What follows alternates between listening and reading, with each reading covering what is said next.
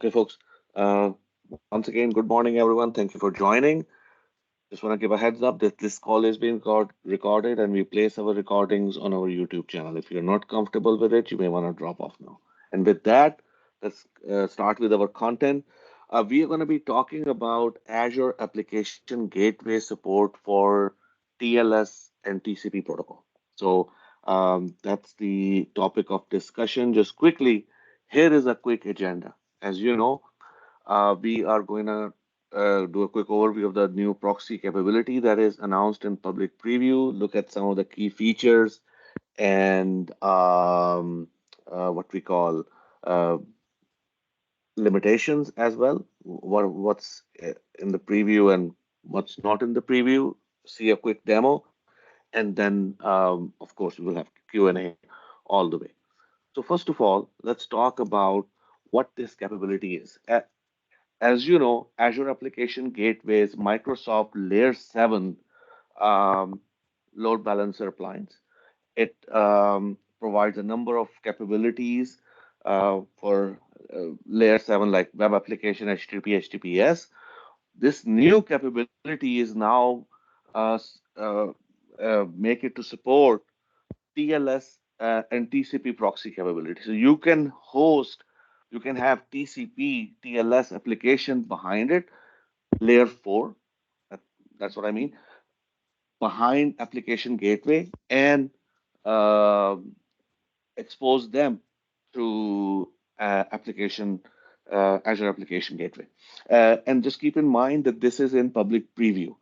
And application gateway is GA, but this typical feature, this support for layer 4 proxy that or gateway, that is in public preview. Okay, so Hey, this is Naveen, kind of, sorry to interrupt. We yes. can't see your screen if you're sharing. Okay, so this is my fault. Weird for this meeting, it seems. Here you go. Can you see it now? Looks good, thank you. Thank you very much for letting me know. And I apologize. Should have been more prepared for this meeting. Okay, so this is kind of a high level diagram. You have the HTTP proxy and layer 7 proxy, and then you have layer 4 proxy. Okay, TLS, TCP, TCP or TLS over TCP. That's what it is. So let's look at how this capability is, what's the process flow.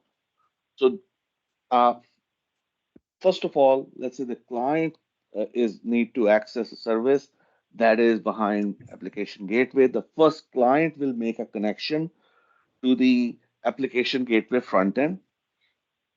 Once that connection is made, application gateway will pick up one of the service from the backend pool and make a connection to it, and then send the service request from the client to that service that is in the backend. Okay. Once that request is processed, service send the request response back to application gateway. Application gateway will send it back to the client. The connection between client and application gateway front end will be used for any further request by the client.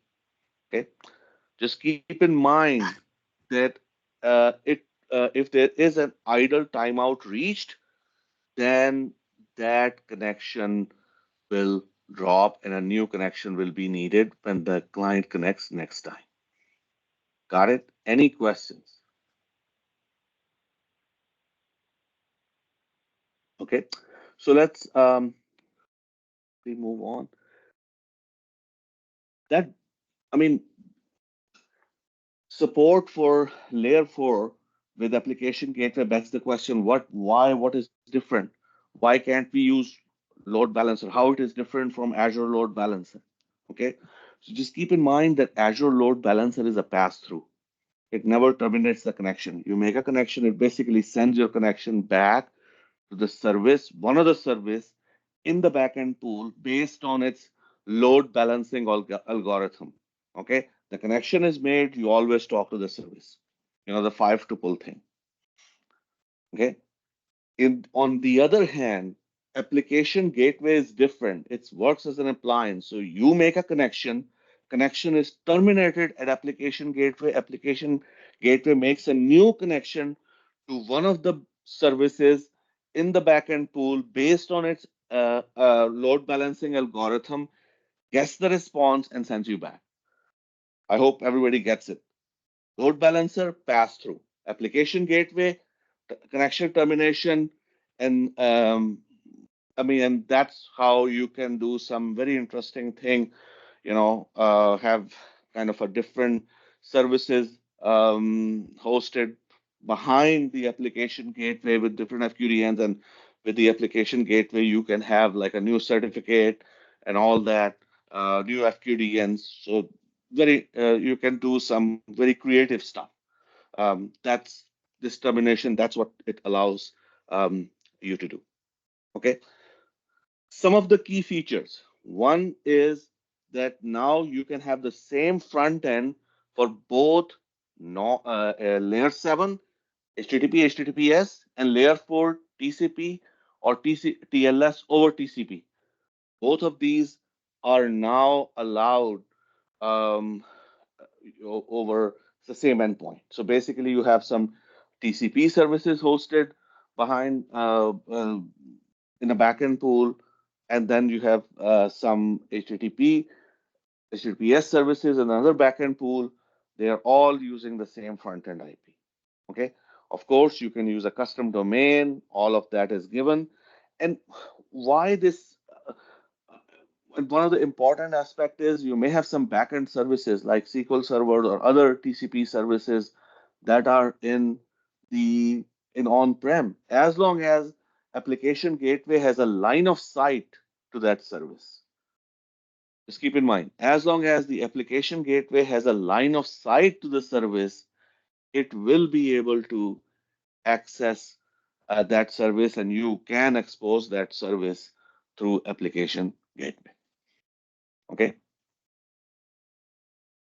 And of course, same thing. If you have a private only gateway, same thing applies. You can still use layer 4 capabilities uh, in that aspect as well. Okay. Some of the limitations. One is that at this moment you cannot inspect. So if you are using the WAF version of App Gateway, which has the WAF integration, you cannot use it the traffic to inspect TLS over TCP or TCP traffic. Okay. And the default draining timeout is still 30 seconds. At this moment, you cannot override. Okay. Uh, so this is what we have in the preview. Got it? And normally, I don't kind of talk about the FAQs, but these FAQs are important. So just take a look at those, and I put those in a slide deck. I just want to. So the link is also shared in the slide deck towards the end in resources, but I just want to show you that these FAQs are here, and some of those are kind of important. I think one of those we talked about it. Yes, layer 7, layer 4 can use the same front-end IP address. One other thing is that HTTPS is TCP traffic. So can you use layer 4 to proxy an HTTPS server? I mean, you can do it, but that's not meant for that. Use the layer 7 proxy, which is there for that purpose. One is, um, uh, you know, that can those layer 4 and layer 7 properties have the same name? No, they cannot. So just keep that in mind. And please take a look at that, and based on what application you're using, find out if that feature is supported or not here. Okay.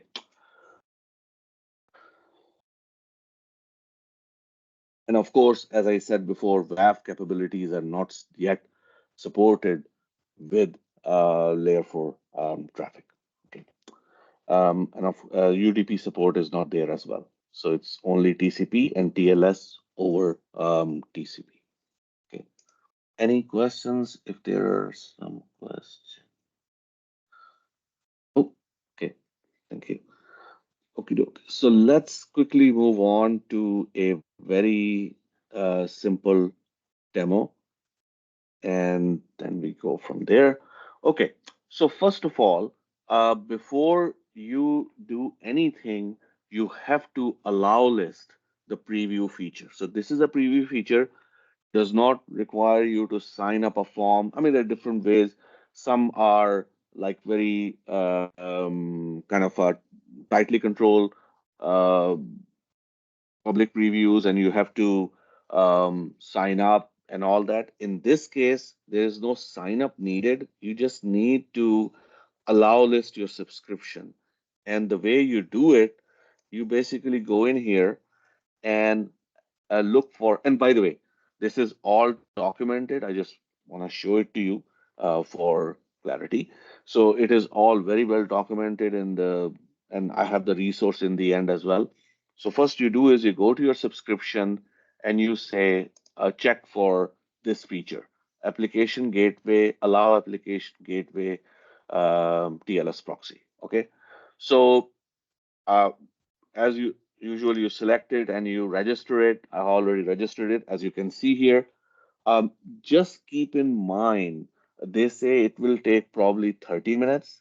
To be honest, it took for me only a couple of minutes. But just to be on the safe side, if you're planning to test it out, you may want to check it in advance, give it some time. So, I mean, in the documentation, it says 30 minutes, but it did not take that long. In any case, you just register it, make sure it's registered, and then you move on to creating that particular service and all that. So, okay, and let me.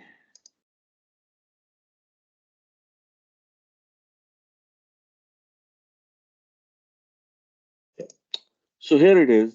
I have, so let's look at the creation experience. Just want to show you a few things while we do the creation. I already have a gateway for the demo, but I just want to show you this. So basically, as usual, this is the pretty standard stuff. You go in, you pick a resource group. I'm going to pick a resource group. I'm going to name it. And since we are not going to be creating, I just want to show you a few things as we go down. Leave it as such. Let's just say we're going to create a new VNet and demo VNet 001, and that's it. Front ends. So yeah, let's choose a public IP and we call it demo IP. Very creative name. And then the backend. So let's create a backend pool. Okay, what I have is I have a SQL server running in Azure Virtual Machine. Okay, so that SQL server that I'm running, this is its public IP address. And what I'm going to do is I'm going to go back here and I'm going to name it.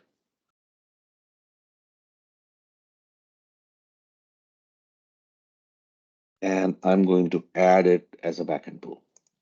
Okay, so this is one of the servers in the backend. Okay. This is the interesting stuff. That's I wanted to show it to you.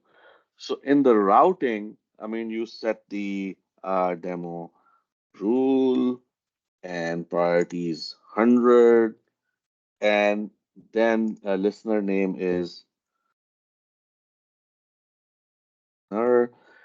public. And here you see before it used to be HTTP, HTTPS. Now you have TCP and TLS. Just pick TCP, and everybody knows what is the port on which SQL Server run, 1433. Okay, so that's your port. And with that, now you are set. to connect your kind of a routing rule is all set. And now look at the backend target. You need to select the backend pool. And what is the backend setting? You need to set that demo setting. TCP.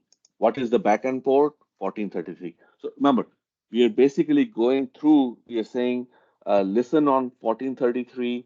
When the request comes in, if your SQL Server is running on a different port, that's where you can change it. So you can say that, my backend setting, I mean, my backend port is different, all that. Okay. So that's where you can go ahead and change it. Once you do an add, that's it. It will add it. And once we run it, the application gateway will be created and you have your pools and you can connect to, everything will be set up. Since it takes a few minutes, I went ahead and created a application gateway already. So here is the application gateway. You just go in here and open it from here. So this is the application gateway that we are talking about. And if you look at the configuration, this is standard V2. And by the way, it is supported with V2, makes total sense. This is my backend pool. I have one instance. Name of the backend pool is SQL1. As you can see, I have added this server. I mean, this is the VM, V52, 248, 7360. I have added it here.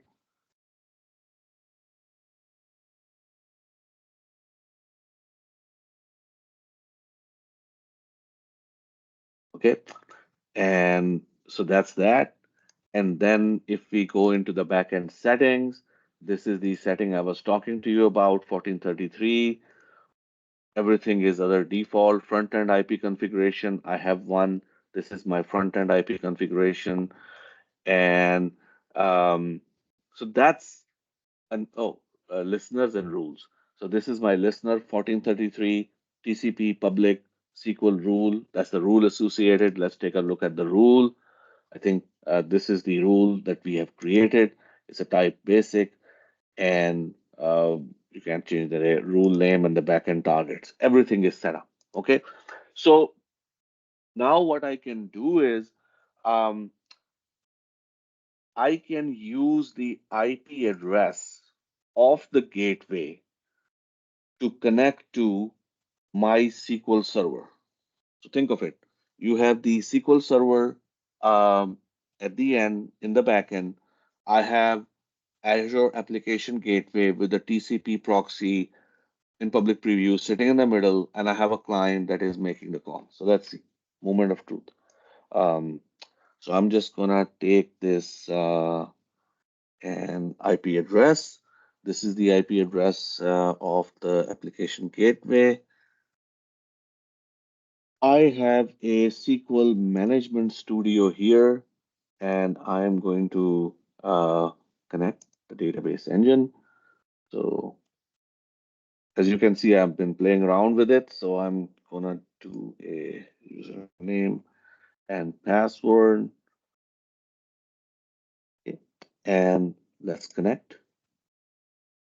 Oh, so as you can see, look at this IP address. This is 52.185.203.138. This is the IP address of the application gateway. If we go back and look at the IP address of the um, SQL server, this is the IP address of the SQL server. We are not going to that IP address. We are connecting to the IP address of the application gateway. So once you're connected, um, go into the databases, and I have a very small database here. Let's open it. This is the table, and I'm going to, uh, you know, select 100 rows. It's just demo stuff. I mean, the point is you are connecting to a service that is running on TCP through App Gateway. So that's the end result of using the proxy and connecting and making it work with a service that is exposed over 1433 on TCP, the SQL Server. Same thing you can do with other services as well. So that's what it allows. Application Gateway allows you to do. A few things about the demo. The thing is, if you look at the demo and try to do it, one thing to keep in mind that once you set up the SQL Server VM in a VM, it doesn't automatically support. Uh, it doesn't automatically expose it, so you won't be able to access it outside of the VM. What you have to do is usual stuff. You have to go into the SQL Server, make sure that the fire or go into the VM, make sure the appropriate ports are open.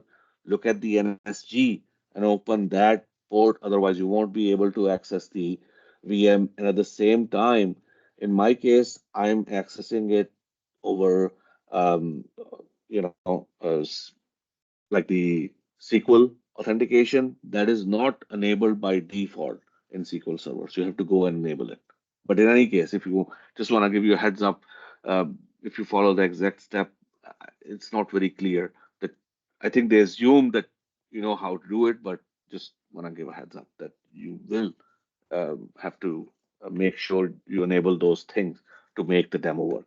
So in any case, we are, let's go back to the diagram here, this one.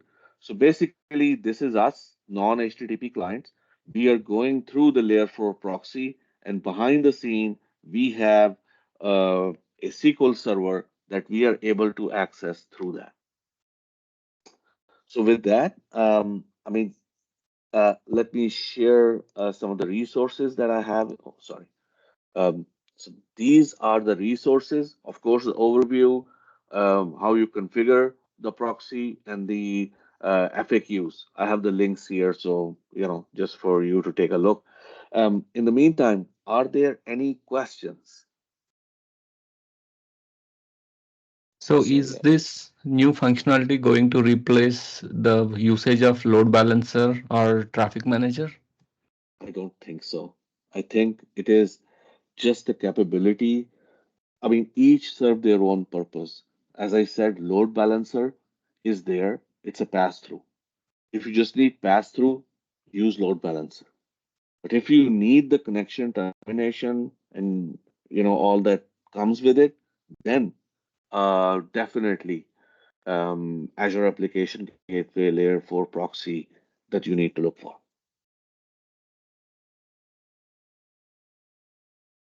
So I don't think it replaces, it just adds a new tool to your toolbox to hopefully, address any customer or needs to build a new solution. Got it. Okay. Thank you. Any other questions?